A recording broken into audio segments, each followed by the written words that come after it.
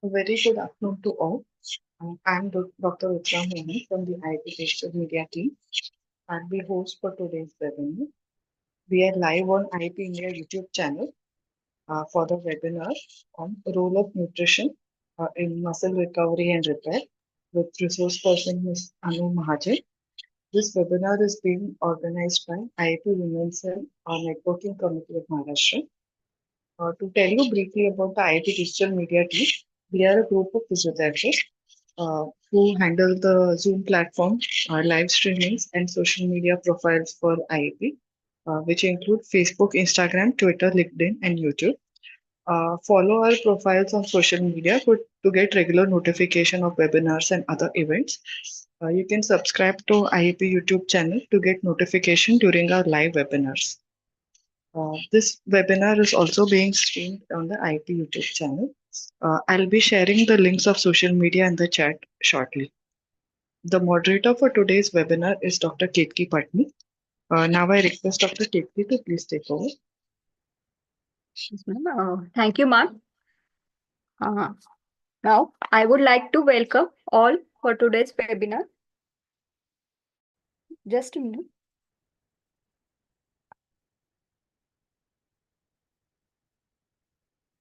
So, today, on the occasion of World Physiotherapy Day 2024, in association of Indian Association of Physiotherapists, Women's Cell Networking Committee, Maharashtra State, I would like to welcome all a webinar series on multidisciplinary approach towards low back pain. And topic of today's webinar is role of nutrition in muscle recovery and repair. So before starting this webinar, just I want to brief about the IIP Women's Cell Maharashtra State team. Just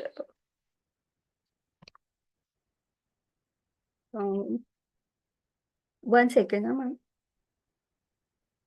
Sorry for interruption.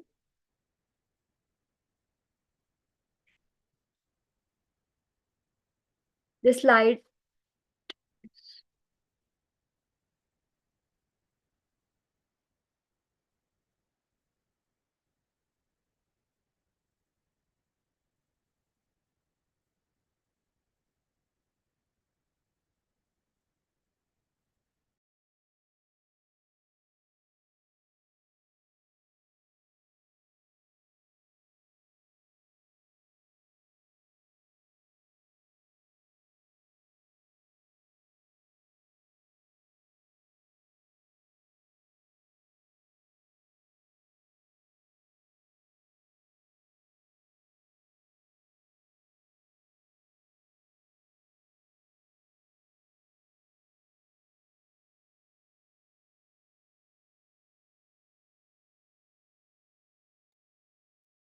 Dr. Kishi, any difficulty in the slide sharing?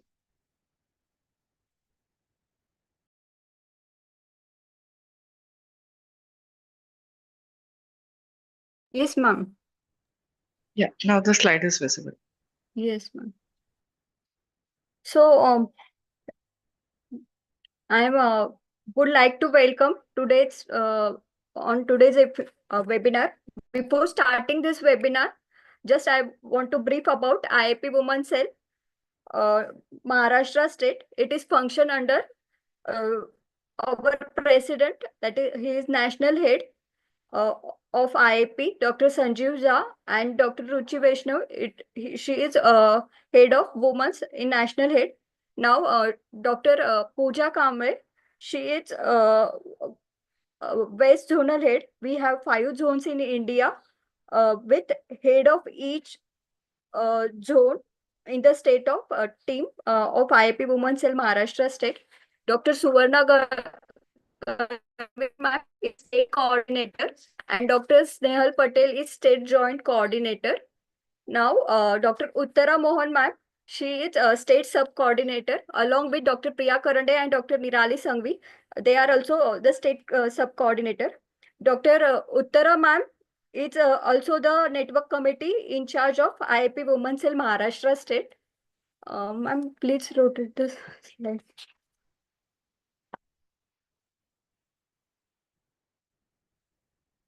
Now, I would like to welcome and introduce the networking committee. In networking committee, along with myself, Dr. Ketki Patni, Dr. Rutvi Gandhi, Dr. Mayura Deshmukh, Dr. Smita Shinde, Dr. Krishma Pandey, and Dr. Sakina Dilawar, along with me, Dr. Brunmai Aujot, all are working along with me. I would like to welcome all.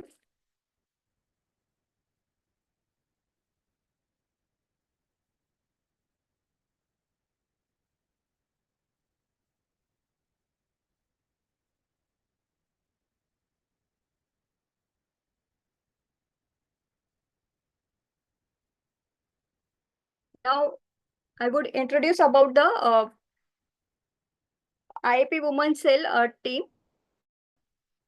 Uh, just, ma'am, just scroll the slide.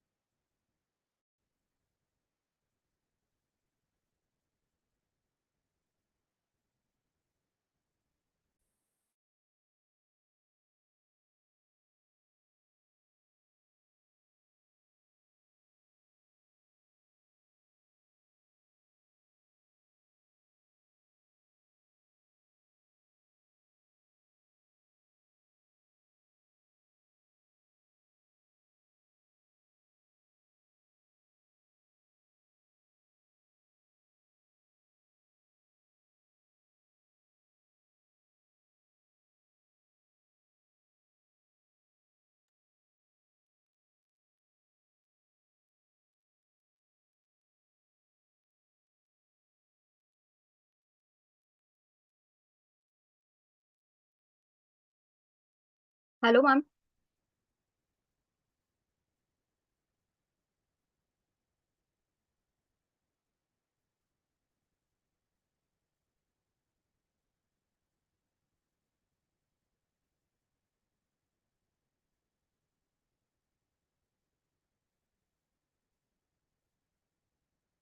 Hello, ma'am. Anu, ma'am. Yes, yes, Yes, ma'am. Ma'am, a slide is visible. yes, I can see your slides, ma'am. Yes. So now I would like to welcome our speaker, Anu Mahajan ma'am. She is clinical nutritionist, functional nutritionist, and certified yoga teacher. She is qualified in M Pharmacy, MSc, and gold medalist from International Symbiosis University. She is PhD scholar, and she is having fellowship in research. Also, she is certified functional nutritionist and consultant nutritionist along with Dr. Karthik Bhosle in Wakad. She is working right now in cardiology clinic. Then she is having special interest in sustainable weight loss, then lifestyle diseases, heart diseases, diet plans. So now I would like to welcome and hand over mic to Dr. Anu Mahajan, ma'am. Thank you so much, Dr. Ketli, for your nice introduction. I am a clinical as well as a functional nutritionist, and I'm currently working in the management of diabetes as my PhD subject. And we so far we have got 8 publication in the international reputed journal. And I would like to thank the entire team of IAP to giving me an opportunity to talk over on this platform. And today we will be discussing the role of nutrition in the muscle recovery process. In your previous sessions, I know there are a few of the doctors which have talked about the muscle injury and how the process goes on. And as you are all physiotherapists, so you know how this muscle recovery process will take place. But today I will be a little more talking about the how nutrition plays an important role in this recovery process. What we can add into our diet what supplements, what food we can add to our diet, which can enhance the recovery process.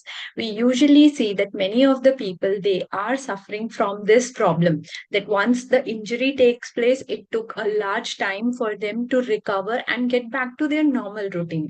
It is because they might not be taking the adequate nutrition from their diet, which is required for the muscle recovery process. So today I'll be highlighting some of those points which may be missed out for a normal person. And I hope these sessions would be providing you a great input regarding some of the interesting facts that the nutrition provides.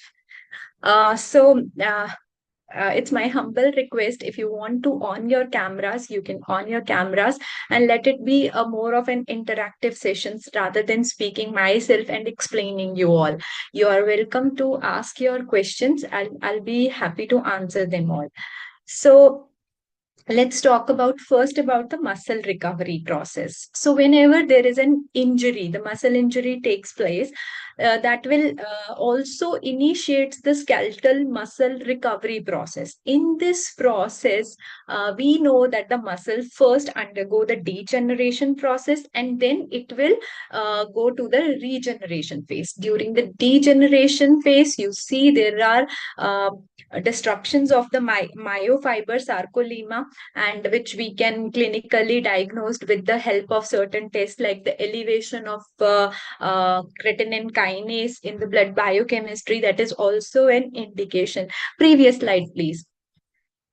So during the regeneration process, these muscle cells, they divide, they proliferate and divide, which leads to the muscle hypertrophy, which increase in the size of the muscles. And during this regeneration phase, protein plays a very important role, because we all know that the protein is basically the building block, and without the building block, there could be no recovery at all. So once the building block will come into the picture, they will join together and they will help in the synthesis of the formation of a new muscles. And post recovery, exercise and nutrition, they play a very important role. I feel both should be worked together in synergistic approach so that the recovery process can be enhanced. So in short, if we talk, next slide please. So in short, if we talk about, so once the muscle is torn or sprained, it leads to an inflammatory process, and then do the repair process, and then the remodeling phase will take place. Now I'll be focusing very much on this inflammatory and repair process, because these are the two intermediary phases where the muscle recovery has to take place.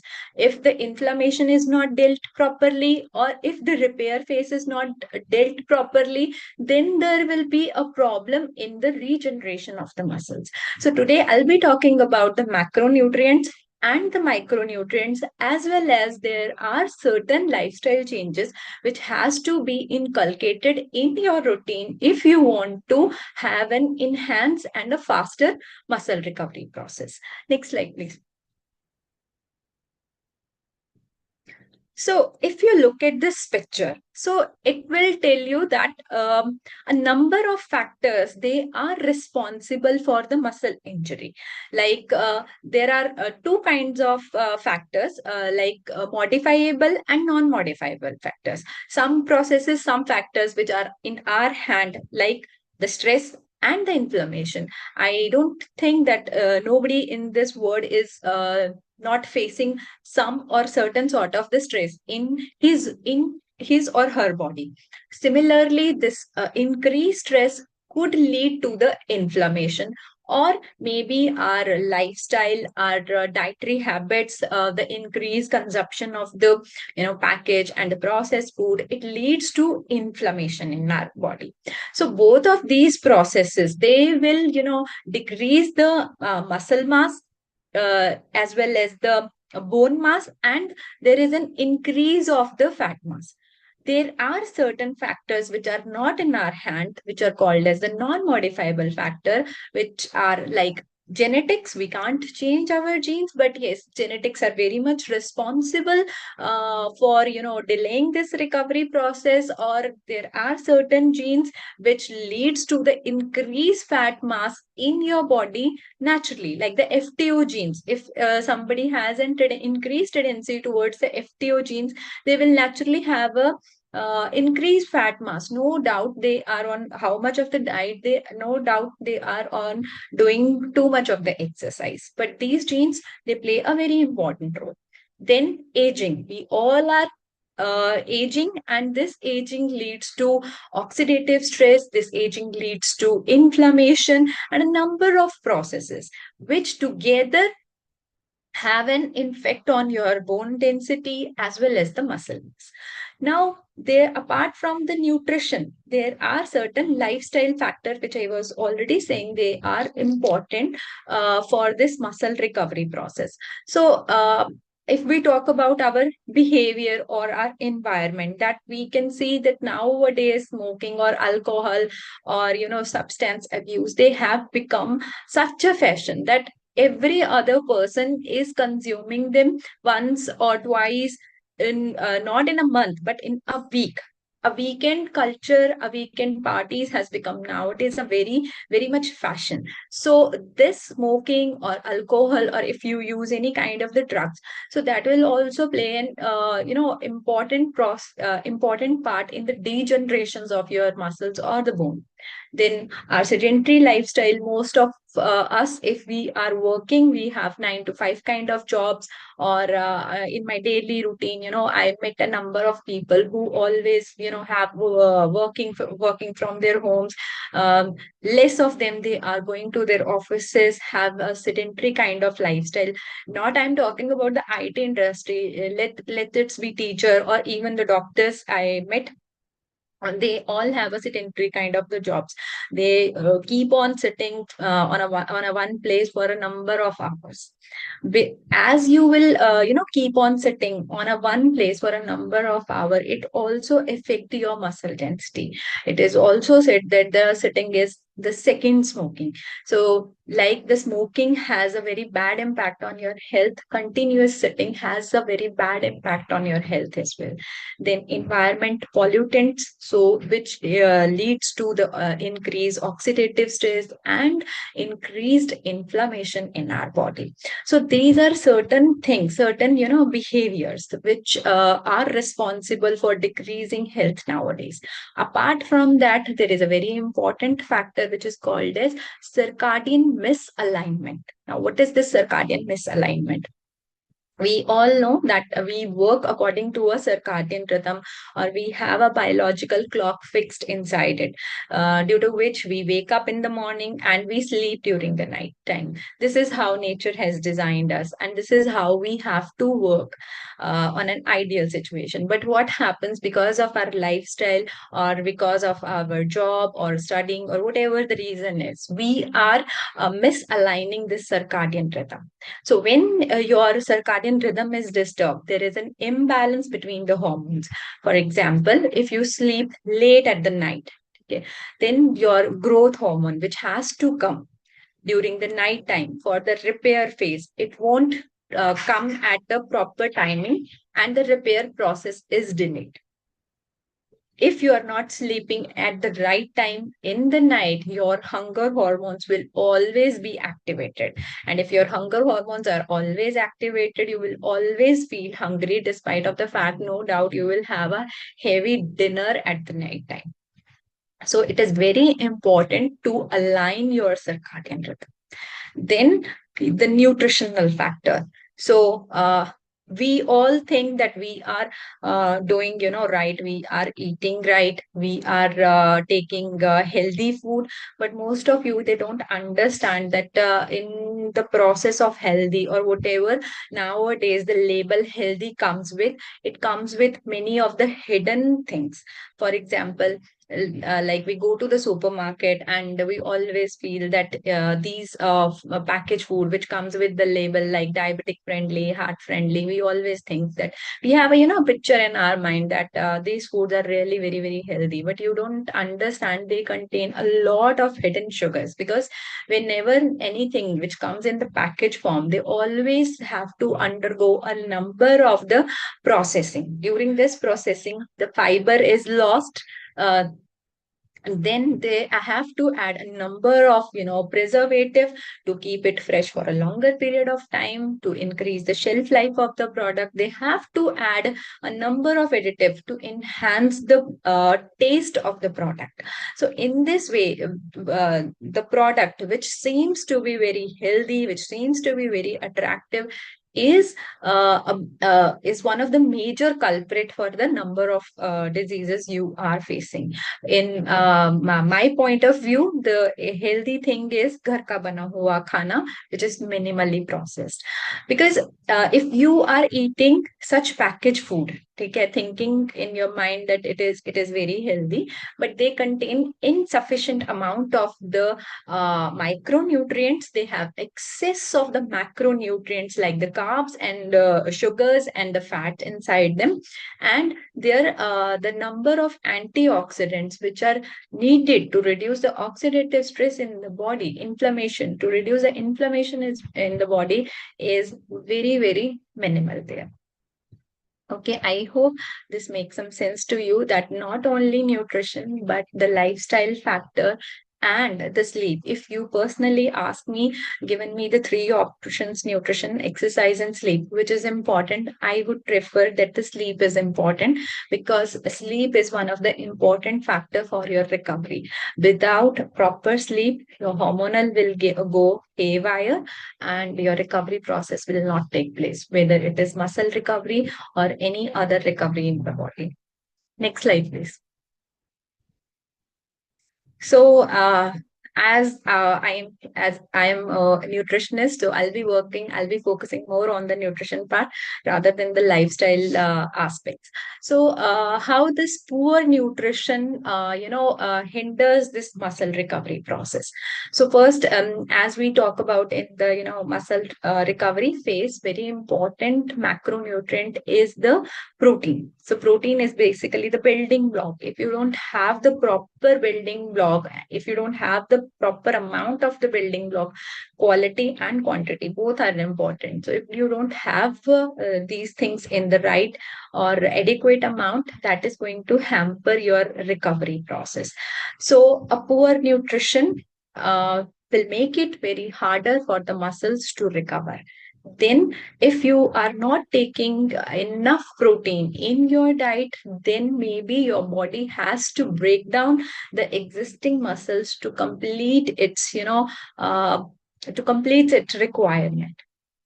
A negative balance, especially when you don't have proper amount of protein in the diet, that negative balance, it always lead to the muscle loss, especially if you are immobile.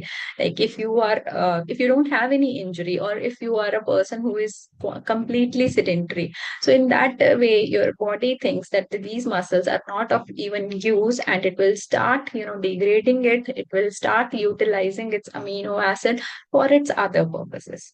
Similarly, if you are in the injury phase, and if you want to recover, you are also immobile there, and if you don't have enough amount of the protein, then your body will start utilizing the existing muscles for its own requirement, because there are number of processes in our body which requires the proteins. Like for example, your hormones require a daily dose of protein, your enzymes require a daily dose of protein, and without the without the sufficient supply, they will have to look for other sources as well.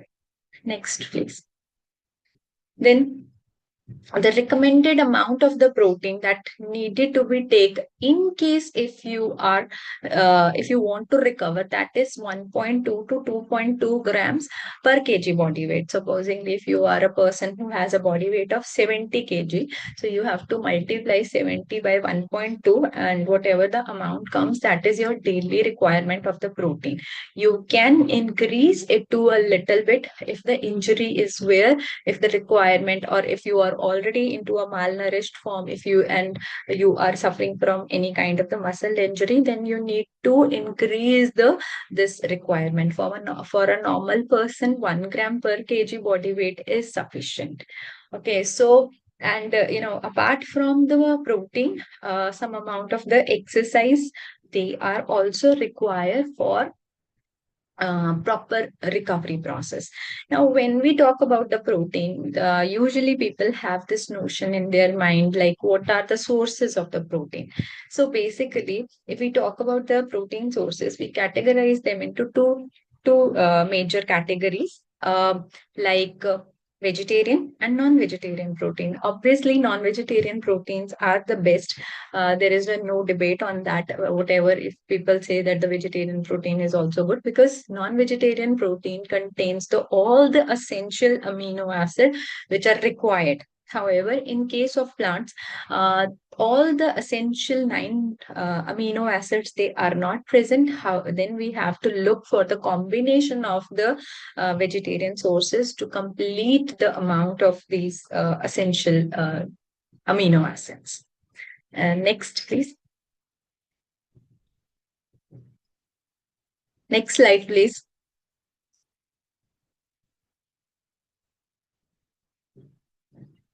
Yes, ma'am, I'm trying. Actually, it is.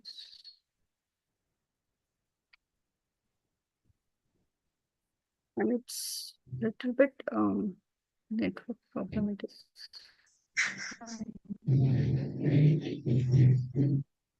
Sorry for interruption.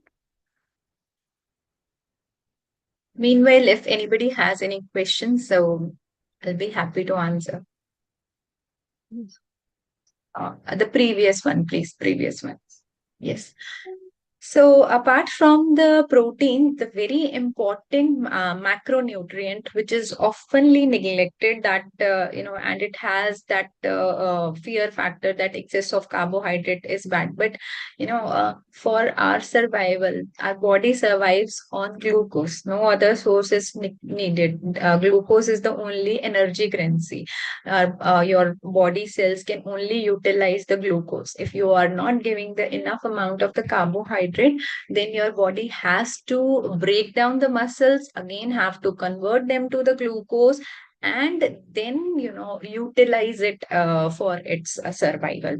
So supposingly, if you come back from the exercise routine, most of the people, what they do is they start taking their whey protein into the water and consuming that, thinking that the only thing required after exercise or after injury is the protein.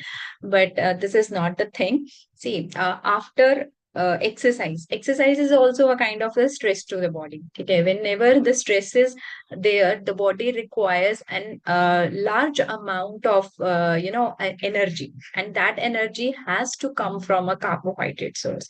At that point of time, your body's preference is glucose चाहिए उसको, उस time पे उसको survival के लिए कुछ और नहीं चाहिए. So the body, what it will do, it will convert everything into glucose first, met its requirement, and then we'll think about the muscle recovery process. The muscle recovery process is a standby process. The first process is to survive.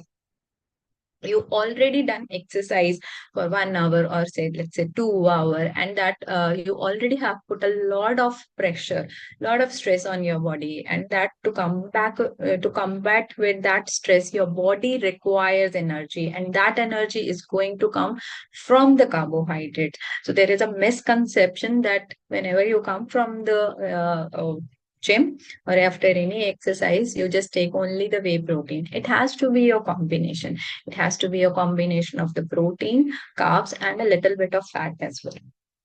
Okay, so consuming enough carbohydrate post workout, they will help to prevent the breakdown of the muscle tissue, preventing the protein catabolism. Next, very important macronutrients are the fats and how they are connected to the inflammation. See, when we talk in my first or second slide, I talk about in that the muscle recovery process. In that muscle recovery process, the first process is that any injured muscle, it undergoes the process of inflammation. And if we do not, curb this inflammation, then the recovery process will be delayed. Now, how the fats are going to play an important role in the inflammation? There are two major categories of the fats which are called as omega 3 and omega 6. Okay, so omega 3 are one of the category of the fats which which have anti-inflammatory properties, which have yes, all of your questions will be answered. Give me some time to finish it off. Maybe some of your answers will be there in the slides as well. So please wait. So omega 3, they have an anti-inflammatory properties. More consumption of the omega 3 will help to reduce the inflammation. But on the other hand, if we talk about the omega 6, they have inflammatory in nature. So if your diet is more into the omega 6, less into the omega 3, then this inflammation process will be prolonged and your recovery phase will be delayed. Only fats, when it comes to the fat, what people think is oil and ghee. Now, as I am talking about the omega 3 and omega 6, the plant seeds, the seed oils, whatever we are using at home, whether it is mustard, whether it is peanut, groundnut, or any kind of the seed oils are basically high in omega 6. So, if you are undergoing that recovery process and if your diet is very high into that seed oils, then your recovery process will be delayed because these omega 6 will be going to increase the inflammation on the body. So, whenever some patients come to us, especially the heart patients or whosoever have some inflammatory kind of problems, we usually decrease their omega 6 levels and we increase the omega 3 levels. So, omega 3, next slide, please. So, if you look at this diagram, next slide, please, ma'am.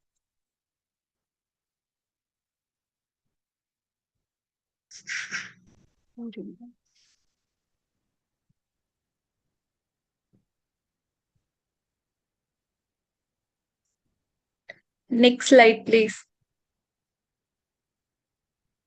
Sorry, ma'am. Actually, it is hanging.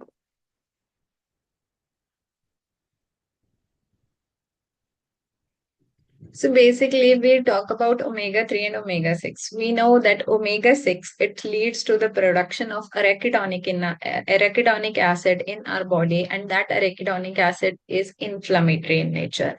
But if I talk about omega 3, that omega 3 does not produce arachidonic acid, it produces EPHA, DHA, or if you take the dose of the direct dose of the omega 3, they will help to reduce down the inflammation. Dosage of the omega 3, it depends. Like in heart related cases, we usually take a high dose of up to 2 grams per day. Or for muscle recovery, we recommend 1 grams or 1.2 grams. But 1.2 gram has to be a combination of EPA and DHA. Also, if you are a vegetarian, then there is also a problem of omega 3 because omega 3 it or whatever we called it as the EPA or DHA. EPA or DHA, the most important source is the fish oil. And if you are thinking that you are consuming the flax seeds, chia seeds, or these kinds of seeds for this omega 3, they don't contain EPA and DHA. They contain ALA, that is alpha linoleic acid. That alpha linoleic acid is then converted into EPA and DHA in our body. Unfortunately, human body has a tendency of 5 to 10% of this conversion only. So if you are taking, 2 grams of alpha linoleic acid, so it will be just be converted to 5 to 10% of EPA and DHA. In that cases, we usually recommend to have cod liver oil, yeah, krill oil as a omega 3 supplements to increase the amount of omega 3 in body that will help to reduce down the inflammation. Okay, next please. Then the timing of the post nutrition work, that is also a pretty important. Most of the people have this question in their mind that whenever you are going for a workout, you are facing some kind of injury during that workout. So what is the best time to take that macronutrients? So if I talk about the carbohydrate intake, yes, it should be consumed quickly post workout because your body needs energy. Your energy stores are depleted, your glycogen stores are depleted. So in order to replenish your glycogen, your body require a good amount of carbs. So post workout, protein se bhi zyada carbs are important. So have a good amount of carbs in your body. Then protein intake. So protein intake, it should be taken between 2 to 3 hours of the exercise, and it has to be taken in taken into consideration that they contain, the essential amino acids. So essential amino acid is required after, workout to enhance that recovery process. Yes, there is a very a big controversy about the anabolic window. Okay, like, but I feel a 4 to 6 hours of pre and post workout nutrition is important. And very important is it has to be a combination of slightly carbs, proteins, and a little bit amount of the fats. Not only simply the whey protein in the water consuming after the workout, your body is only going to utilize that whey protein by converting it into again glucose, by putting another stress into your body, because that time glucose is needed, glucose stores are depleted. And if you are taking only the whey protein in water at that time, your body is going to convert that whey protein by the process of gluconeogenesis into glucose to utilize it for the survival. Okay. Then for the muscle growth, we have to consume, zero point 0.4 to zero point 0.5 grams per kg of the lean body muscle mass. Like it is not like that your complete body. If you are taking the whole body weight, then it can goes up to 1.2 to 1.5, and in some cases 2 grams also. If somebody is doing a heavy workout, lifting a heavy amount of the weight. Okay, next slide, please. So, for dietary advice for the patient with high LDL level. So, if the patient is suffering from high LDL level, then we also says to reduce the omega 6, increase the omega 3.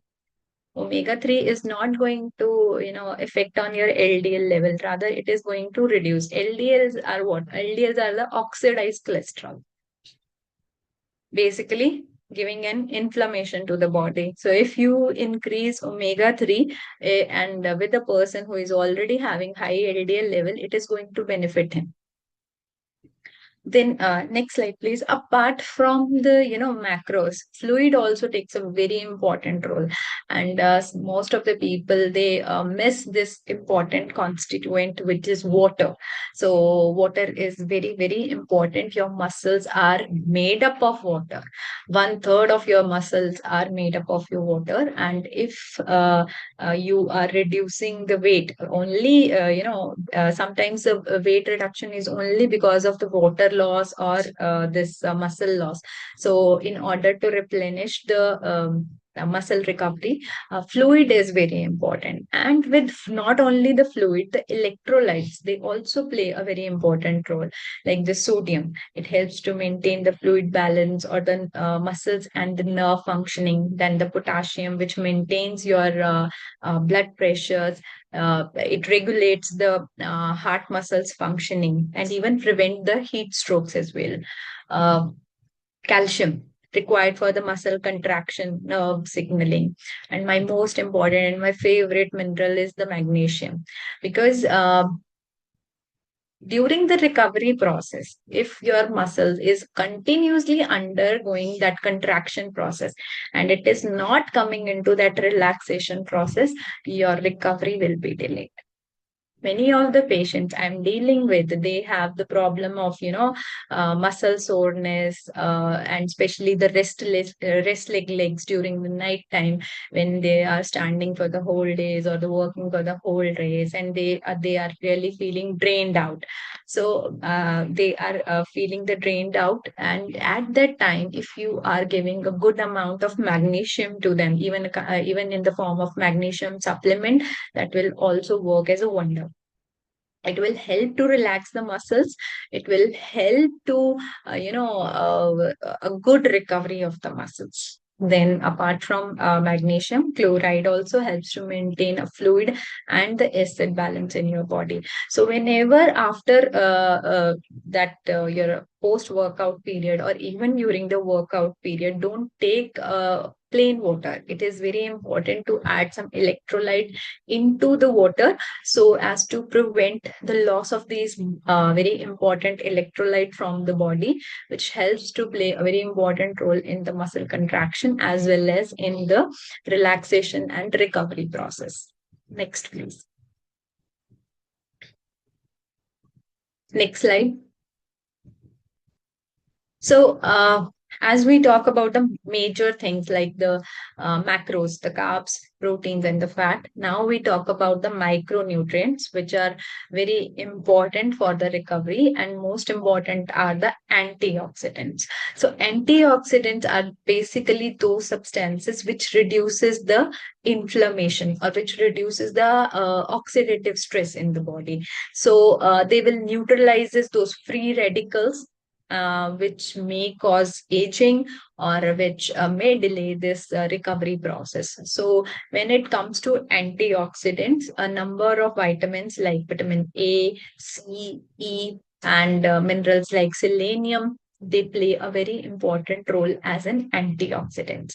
And if you want to remember that from where I should get the antioxidant, you should remember a thumb rule of colorful fruits and vegetables. So if you see different colors, so that means those colors, they in self indicates that these fruits and vegetables, they are rich in antioxidant. For example, talking about the berries, strawberries, blueberries, cherries, tomatoes, apple, black tea, green tea, purple grapes, they are very rich in number of antioxidants, and these antioxidants will help to recover your muscles. They will help to reduce the inflammation in the body. Then very important the vitamin is vitamin D. So when it comes to vitamin D, people usually have this notion in their mind that vitamin D is only related to the bone health, but not this is not the correct answer. It is a completely myth. I would say that vitamin D is only related to the bone health. There are more than 1,000 genes in your body which requires vitamin D, and they are involved in muscle synthesis process.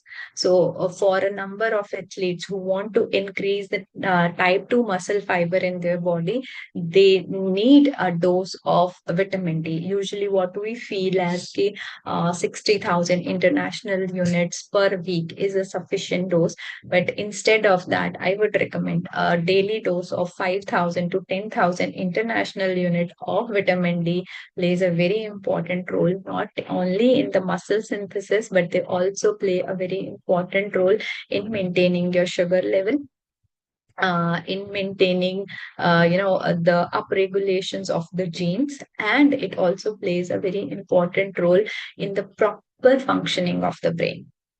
Okay, so vitamin D is just not a vitamin, it is more than that. Next, please.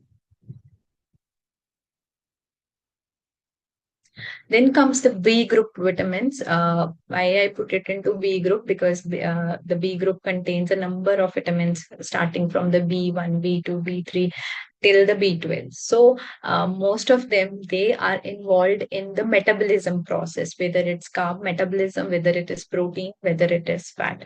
So I hope everyone remembers a little bit of the Krebs cycle. So in the Krebs cycle, there requires a number of B group elements. So if you are deficient in any of the B group element, this will be going to hamper your metabolism. Your carb metabolism will be affected. You will not feel, you will not get the enough amount of the energy which is being produced by the metabolism of the carbs you are consuming, and that way you will be feeling lethargic. That energy is also required for the muscle recovery process as well. Then vitamin B9, B12, they produces the healthy red blood cells.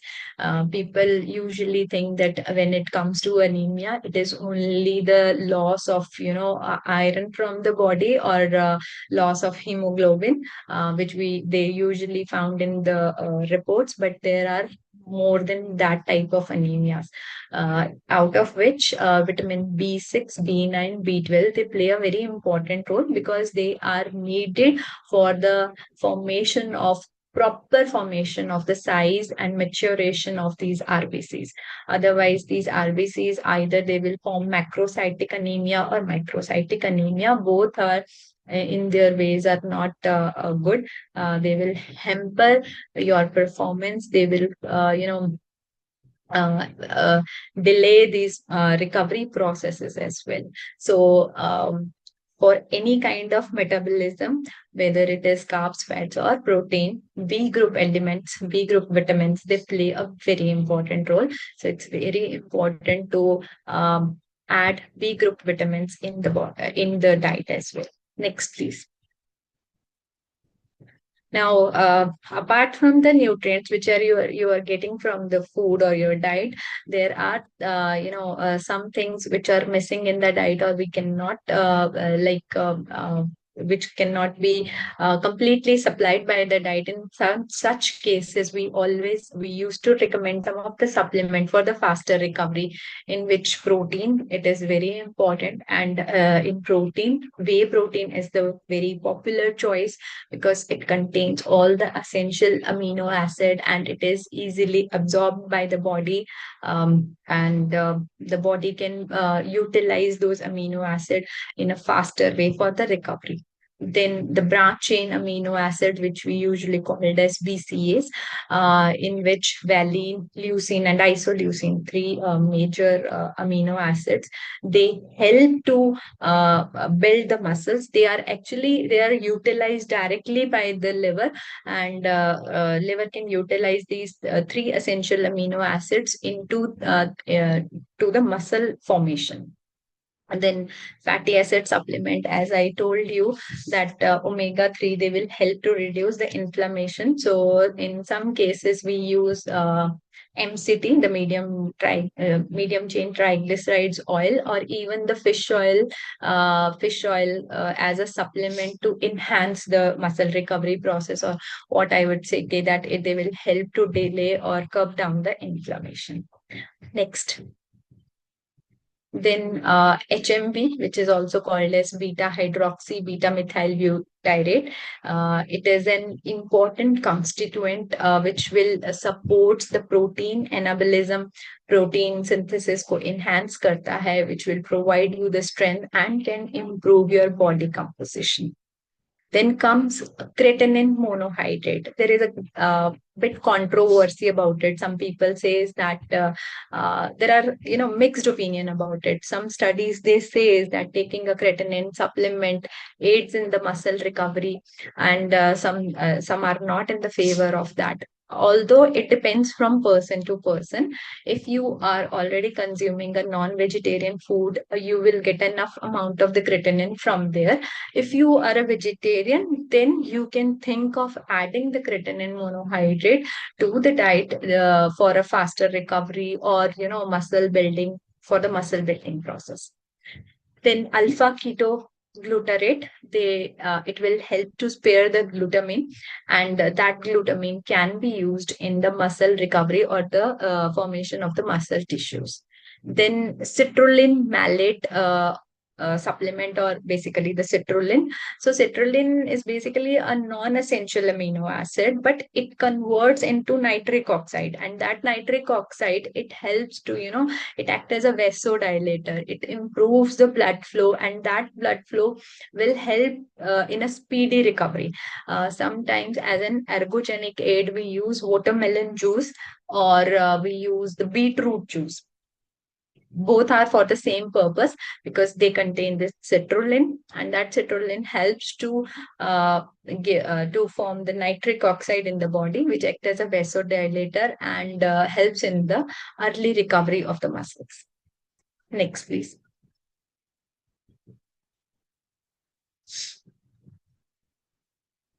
Next slide, please. Yes, ma'am. This time trying. So magnesium, as I told you, that magnesium is one of the wonder element or wonder mineral, which will help in the muscle recovery. We always talk about the muscle contraction. We always forget about the muscle relaxation also. So continuously, if the muscles are into the contraction phase, they get fatigued very easily. You get tired very easily. So in order to come back to the muscles to the original or the normal position, they require magnesium. Sometimes we cannot provide enough magnesium from the dietary sources. In that way, a magnesium supplements can help to recover your muscles. Mostly green leafy vegetables, if you will see that green leafy vegetables, they contain a good amount of the magnesium. And then apart from them, pumpkin seeds, walnuts, almonds, nuts, they contain a good amount of the magnesium. But the problem nowadays, which we usually see, that our soil has depleted in magnesium because of the enough use of the fertilizers or the pesticides that are being added into the soil to enhance the productivity. But in that case, the magnesium is basically washed up from the soil, and whatever the green leafy vegetables or the dietary products which we have from the plants, they don't have provide you the enough amount of the magnesium, or sometimes this magnesium supplements, they will help. And then this tart cherry juice. So again, this tart cherry juice is this extract is help to reduce the inflammation, and when this inflammation is reduced, it will help to have a good recovery process. So this is all about the role of nutrition in your muscles recovery. The stage is open for the discussion. If you have any question, I hope I have answered some of the question which you have posted into the chat. But if I miss, let me just go through it. Thank you, ma'am. There are so many questions. First question is, what is the dosage of omega-3? So as I already explained, that if you are taking for a muscle recovery process, so 1 to 1.2 gram of omega-3 is sufficient, but that has to be a combination of both EPA and DHA. One more question, ma'am. Can you suggest food items suitable for consuming before a gym workout and after gym workout? So again, that the post workout, it will be like a combination of a little bit of the carbs and a small amount of the protein. Like if you are taking an apple, so you can combine that apple with 2 teaspoons of the peanut butter. So apple will give you will give you the good amount of the carbs to do the workout. Peanut butter will have a protein and some amount of the fat into it. So a balanced thing has to be there. Now, same goes after the post workout session. So if you are coming from a post workout session, you can have a cheese sandwich or a chicken sandwich. The chicken or the paneer will give you the protein, or the one or two slices of the bread will give you the amount of the carb. And if you will drizzle 2, 3 drops of, or 1 teaspoon, 5 ml of the olive oil or ghee to it, it will add the good amount of the fats into it. Ma'am, one more question is there. What is the dietary advice with for the patient with high LDL levels? Again, the dietary advice for high LDL patients, if somebody is suffering from the high LDL, in that case, they need to avoid the omega-6, and they need to avoid excess of the sugars. It is not always a fat which are the culprits. It is these are the, sugars. Excess sugar consumption has to be reduced, because we don't understand that excess of the sugar, they are diverted towards the liver, and for this excess of the cholesterol formation. So in spite of looking on the very first hand at the fat, I would suggest you look for the amount of sugars you are eating. Ma'am, one more question. What is difference between sprain and strain? I think that you can answer better way. Like, ma'am, you are a physiotherapist, I'm a nutritionist. So that is a wrong question for me, I feel. I'm one more question. Just a minute. Sources of vitamin D and B12 for vegetarian. Yes, I can see this question. So, see, there is no direct food source for vitamin D. Your body is capable of making that vitamin D from the cholesterol which is present inside your body with the help of the sunlight. Okay, so but that also depends that how much you are exposing yourself to the sun. Nowadays we are very much peculiar about the tanning. We don't want our skin to get tanned, so whenever you go into the sun, you don't keep your body exposed to the sun. This is also one of the major problem that we are facing nowadays. 90% of the Indian population is suffering from vitamin D deficiencies, either because we are working at home, we are staying inside most of the times. Number two, if you are going inside, your body is completely covered. You're not exposing your body so that the sunlight will come and do that conversion. And very important factor, one more important factor, which most of the people they don't understand or they don't know, is the deficiency of magnesium. So if you are deficient in magnesium, then you are also deficient in vitamin D, because for there are number of biochemical processes which require magnesium as a cofactor. In the I hope everybody has read about that synthesis of vitamin D. So, in the activation of vitamin D, magnesium plays a very important role. If you are deficient in magnesium, then this could be one of the reasons that why your vitamin D levels are not rising up. Sometimes many people come to me and they usually complained me that we are taking a regular dose of the vitamin D supplement, and in spite of that, vitamin D levels are not increasing. So they might miss this important mineral, which is magnesium. So when we, increase the amount of the magnesium in their body, their levels of vitamin D, they stabilizes. Then for vitamin B12, vegetarian sources are the fermented food sources. Whatever the fermented food sources you can have, like curd, idli, dosa, dhokla for that matter, or fermented chutneys, achar, they are a good source of vitamin B12. But to be honest, rather than the quantity, it depends upon the absorption, like how much of your body is capable of absorbing that vitamin B12 in the body. The dose of vitamin B12, the RDA of vitamin B12 is very less, which is just 4 micrograms. You can easily have that 4 micrograms from the vegetarian diet as well, but it depends whether your body is absorbing that.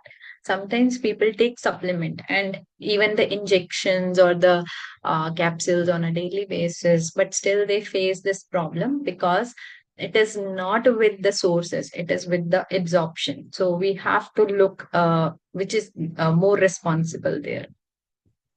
Okay, any other Maybe question?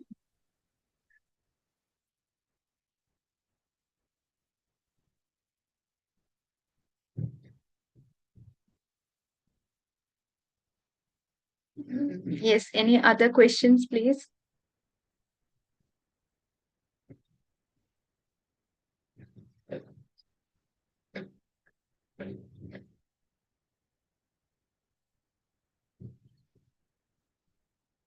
Okay, one more I can say is there is any adverse effect of the whey protein consumption after a prolonged use.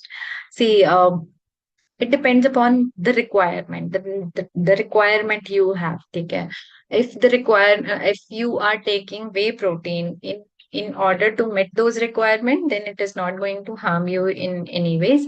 But if the requirement is not there, okay, and if you are consuming excess of the whey protein, then please remember that excess of the protein, it is always get converted into the fat.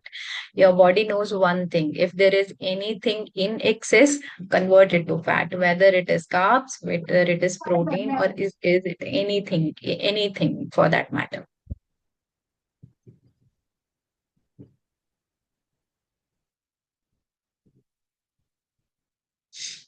Yes.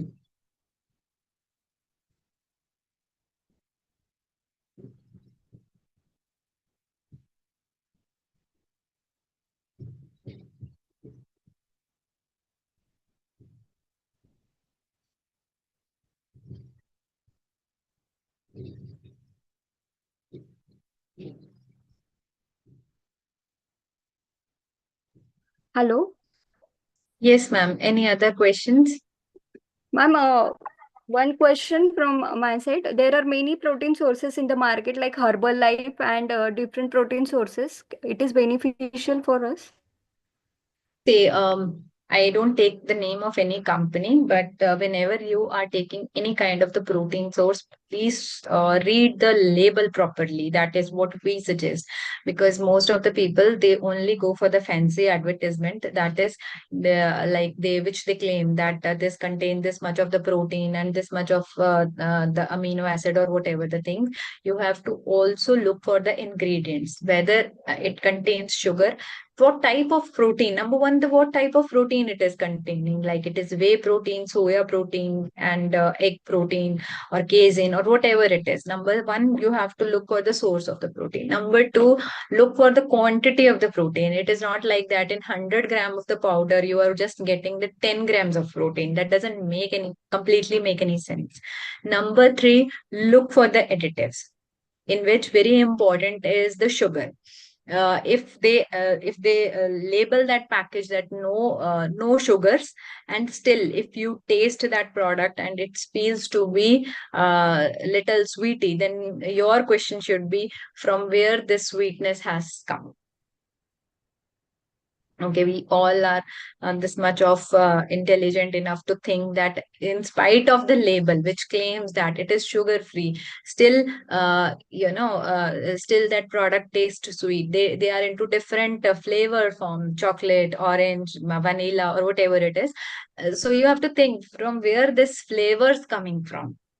What is the source of these flavors? They are purely chemicals. They are going to disrupt your gut health as well. So, see, if you are consuming direct sugar in the form of sucrose, or if you are taking those sugar additives, which claims to contain 0 calories, so whenever it goes into your mouth, now the brain senses it as sweetness, and it will start releasing the insulin, despite of the fact whether insulin is required there or not, but it will start secreting the insulin. So it is going to increase your insulin resistance, no matters whether it is claiming to have 0 calories. They have 0 calories, but they will be increasing your insulin resistance. So whatever the company it is, I personally suggest that the protein should be met from the dietary sources. If it is not, then if you are looking for any protein supplements, please read the labels properly. Uh, Ma'am, one more question. There are so many questions. Ma'am, what is the role of prebiotic and probiotic? So I hope you all are aware about the gut health, which says that our body contains a number of bacteria. So we can have a different session on gut health as well. See, gut health basically says that our body contains bacteria which are 10 times the number of cells you have. Okay, so these bacteria, they live in, harmony with ourselves. They are beneficial to us. They provide benefits to us. So they stay, that is how they are staying inside us. So probiotics are the live microorganism which you are taking inside it. Some food sources like curd, for example. Curd, we all know they contain lactobacillus. So those, any food item which contains those live bacteria, that is called as a probiotic.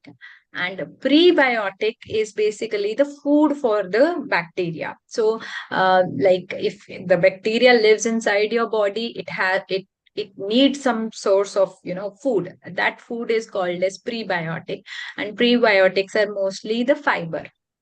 So, for your healthy gut system, you need pro and prebiotic. Probiotic means the good bacteria, and in order to feed those good bacteria, you need prebiotic, that is the fiber. So, that is how their balance or the sync is maintained. In one more question, how to take proteins in diet? That is 70-gram proteins daily. It is useful for working lady. See, first of all, whatever the lady is or whatever the person is, that depends. I already told you.